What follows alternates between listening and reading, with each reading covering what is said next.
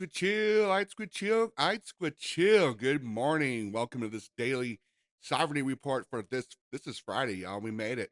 Friday, June 26, 2026, 62626. My name is Aaron Thomas. Hauhitan is my traditional name. We are diving straight into the legal, cultural, and financial shifts defining self-determination across Indian country and First Nations this morning.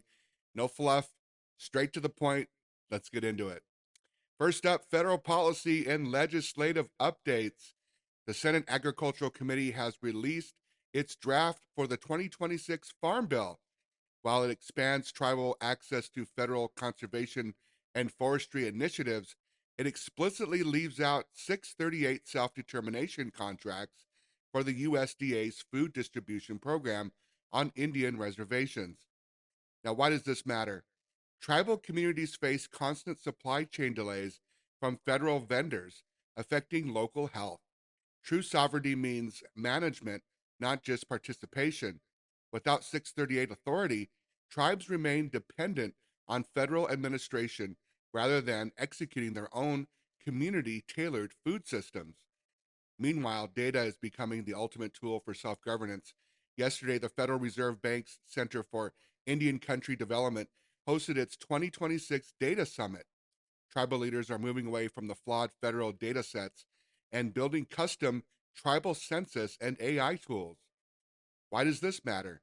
Relying on broken federal data costs tribes millions in infrastructure funding. Establishing data sovereignty ensures that a tribe, not an outside corporation, controls how its citizens' information is used to build independent economic futures. Now, moving to land back and resource fights. In California, a county court officially ordered the city of Corona to halt all work on a multi-million-dollar wastewater project after ancestral remains belonging to the Soboba, Kiza, Gabrieliano, and Pachanga bands were unearthed. Now, why does this matter? Forcing a municipal city utility to halt construction reinforces a critical truth. Tribal cultural jurisdiction over ancestral lands carries binding legal weight, even outside current reservation borders. Now, a quick look at some severe weather coming up. The Storm Prediction Center has issued an extremely critical fire weather outlook for today across parts of Utah, Arizona, and Nevada. High winds up to 35 miles per hour and single digit humidity mean extreme wildfire risks for the Paiute, Navajo, and Hopi lands. Extreme weather demands independent emergency infrastructure. Building tribal led disaster teams allows Native nations to protect their own borders immediately without waiting on delayed state or federal aid. Now let's transition into our massive sovereignty development watch. A historic month of infrastructure updates shows that tribes are moving from regulatory consultation to outright ownership. Up in Canada, 7 First Nations finalized a federal loan guarantee, enabling them to acquire a direct equity stake in the Darlington New Nuclear Project.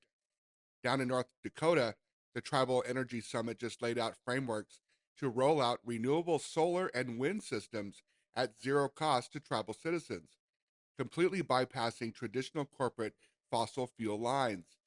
And if your tribe is looking to fund projects like these right now, several major federal grant windows are officially open for the summer. Go ahead and take a look at the Department of Energy. They have opened up a $50 million for the Unleashing Tribal Energy Development Grant, closing July 24th. This is clean capital for community scale energy planning. Now, matching that is the Bureau of Indian Affairs Tribal Energy Development Capacity Grant, closing July 16th.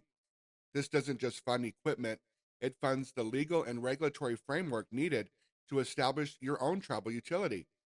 Now, why does this all matter?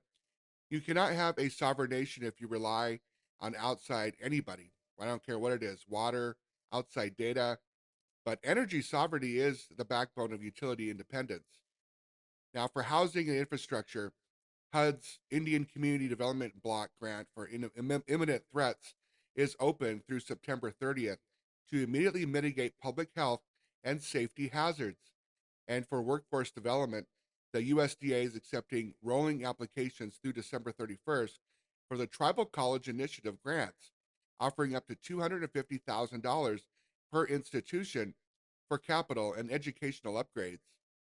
Okay, guys, the bottom line, whether it's reclaiming ancestral land, launching a solar microgrid, or funding a tribal college, true self determination requires absolute ownership of your resources.